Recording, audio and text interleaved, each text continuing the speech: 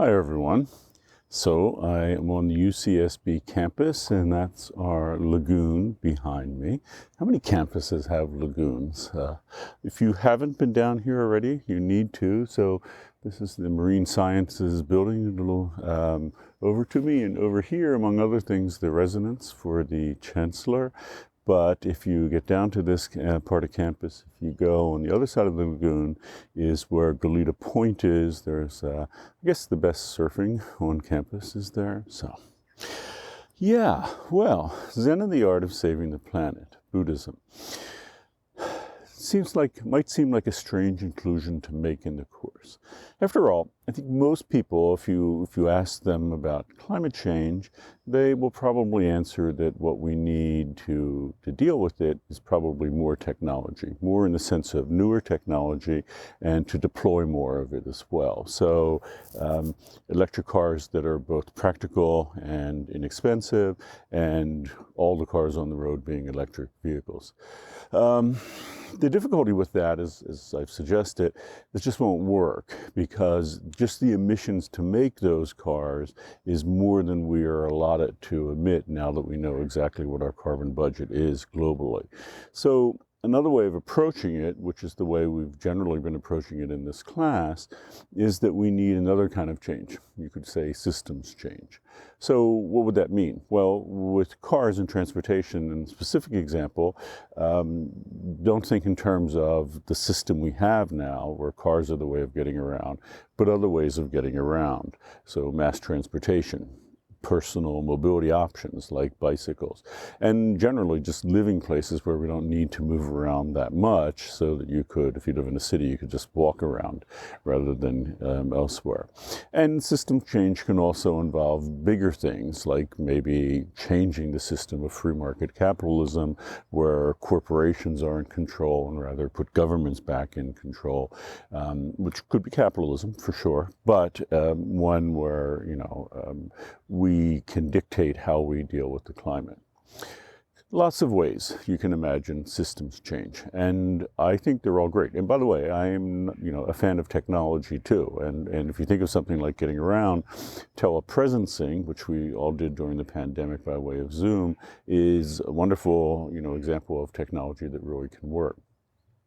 There is yet another way of approaching this, an even more radical way. And that is the change needed is not technological, it's not even cultural, it's more basic, is that we need to change ourselves.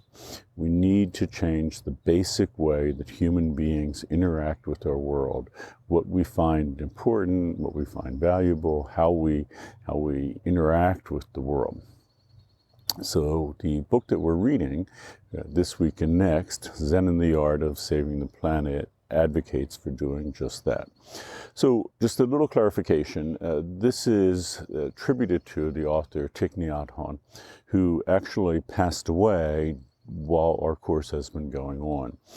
He has a co-author, however, Sister True Dedication, who is from, and we will be speaking with her next week, at the Plum Village Buddhist Meditation Practice Center in the south of France. And she really is the one who put all the book together. A lot of the things attributed to Thich Nhat Hanh, he certainly thought some of it he wrote, some of it were given in Dharma talks, I suspect, but she actually put it all down. And as you'll see, if you haven't already started reading it, she also has passages directly attributed to her in there. So if you have questions about all this, you can ask her.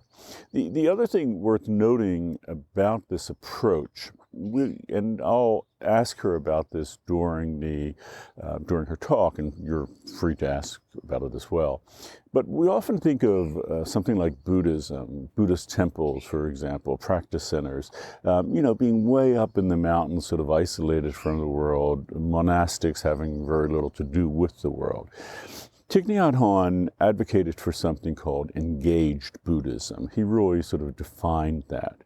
And you can see this because he was friends with Dr. Martin Luther King. And after King had won the Nobel Peace Prize, which I think was in '66, he actually suggested Thich Nhat Hanh as the person who should receive it the following year. He didn't, but it was MLK's wish. So why is that if Buddhists are sort of away from the world? Thich Nhat Hanh, at the time, he's a Buddhist monk and the Zen Buddhist tradition from Vietnam.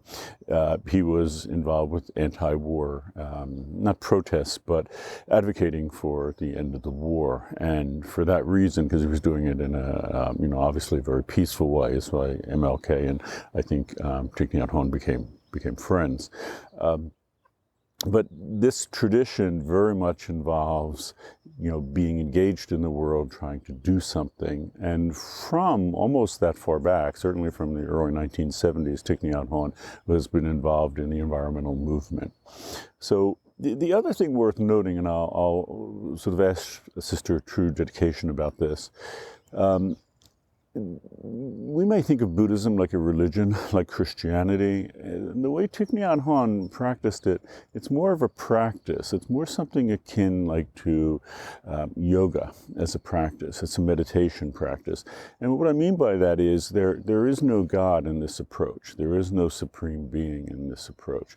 There is no other world in this approach. There's not like a heaven or hell or something in this approach. So it's not a dualistic metaphysical religion. And even though in some types of Buddhism there's the notion of reincarnation, that you would come back again, not in the way that Thich Nhat Hanh interprets it and practices it. So you kind of really have to ask the question, is this religion if there isn't a God, there isn't a heaven, there isn't anything after this life? Well, you can think about that. And it matters because, you can be any religion that you like and you can practice yoga. That doesn't really conflict with your religion, I don't think. And I think with mindfulness and meditation practice, what's being advocated for in this book, that doesn't really conflict either. So it's not like you have to, abdicate one religion and take up another religious belief. You don't have to take up a belief at all. You don't have to abdicate anything. This is more akin to psychology, I would argue, and people often will call this Buddhist psychology. But anyhow, and that's why we're reading this book, so that we can talk about change, not in terms of technological change or system change or cultural change, but fundamentally changing ourselves. And, Gandhi, has that famous expression, be the change that you want to see in the world. Before you can change the world, you need to change yourself. And that's what this book is about. So I'm curious what you think, and I hope that you enjoy it. And I hope that you get down here sometime to the lagoon. It's very, very pleasant here right now.